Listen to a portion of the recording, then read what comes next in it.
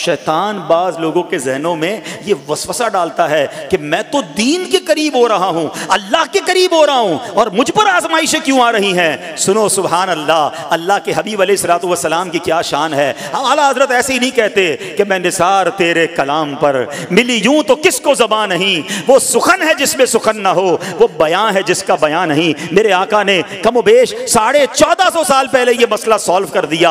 हजरत सैयदना साद बिन अबू वक्कास रदियल्लाहु तआला अन्हु फरमाते हैं कि मैंने अर्ज की, या रसूल अल्लाह सल्लल्लाहु तआला अलैहि वसल्लम, सबसे ज्यादा मुसीबतें किन लोगों पर? गली मुका दी ना, पंजाबी में कहते हैं ना, गाली बात ही खत्म कर दी। हुजूर ये बताएं सबसे ज्यादा मुसीबतें किन लोगों पर आई? प्यारे आका ने फरमाया अंबिया पर। अल्लाह अकबर, अल्लाह के सबसे करीब तो अंबिया है ना, अंबिया पर, फिर उन लोगों के बाद जो लोग बेहतर हैं, फिर उनके बाद जो बेहतर हैं। सुनो अब अगला जुमला, बंदे को अपनी दीनदारी के एतबार से मुसीबत में मुब्तला किया जाता है। अगर वो दीन में सख्त होता है उसकी आजमाइश भी सख्त होती है, अगर वो दीन में कमजोर होता है तो अल्लाह अज़्ज़ व जल उसकी दीनदारी के मुताबिक उसे आजमाता है। बंदा मुसीबत में मुब्तला होता रहता है यहां तक कि उसके दुनिया में ही उसके सारे गुनाह बख्श दिए जाते हैं।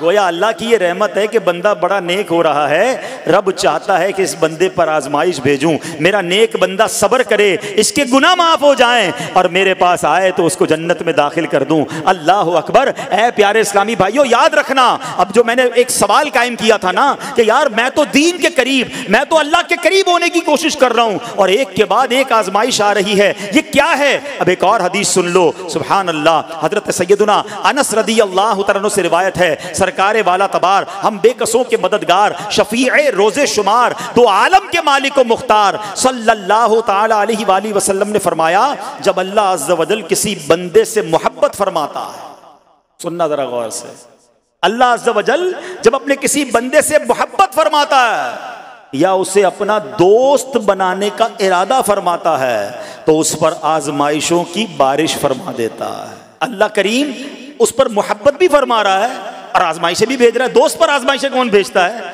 दोस्त को तो राहतें डाली जाती हैं। हाय हाय, अब यही तो इम्तिहान है, यही तो चेक है। सुनो, नबी पाक फरमाते हैं जब अल्लाह उस पर आजमाइश भेजता है ना, वो बंदा अपने रब को पुकारता है, ऐ मेरे रब अज़्ज़ व जल, तो अल्लाह फरमाता है मेरे बंदे तू जो कुछ मुझसे मांगेगा मैं तुझे अता फरमाऊंगा, तू तो जल्द ही तुझे दे दूंगा और इसे तेरी आखिरत के लिए ज़ख़ीरा कर दूंगा।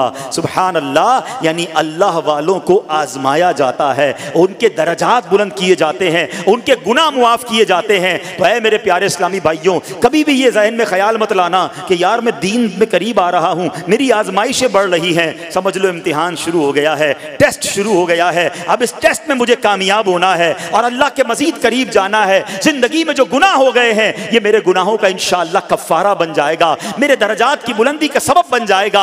अल्लाह से अर्ज करना, ऐ मौला मैं तेरी रिजा पर राजी, मैं तेरे फैसलों पर राजी, अब तक जो दिया था तूने दिया था, ये सब कुछ तेरा है। ऐ रब जब तू वापस लेगा मैं इस पर राजी। जब ये साबित कदमी नसीब हो गई फिर देखो गैब के खजानों से कैसा आपके दिल पर सकीना उतरेगा, फिर कैसा आप पर रहमतों का नुज़ूल होगा। तो ऐ मेरे प्यारे इस्लामी भाइयों, मुसीबतें आ चुकी और आने भी वाली हैं, पहले ज़हनी तौर पर तैयार रहना, मगर सब्र करना।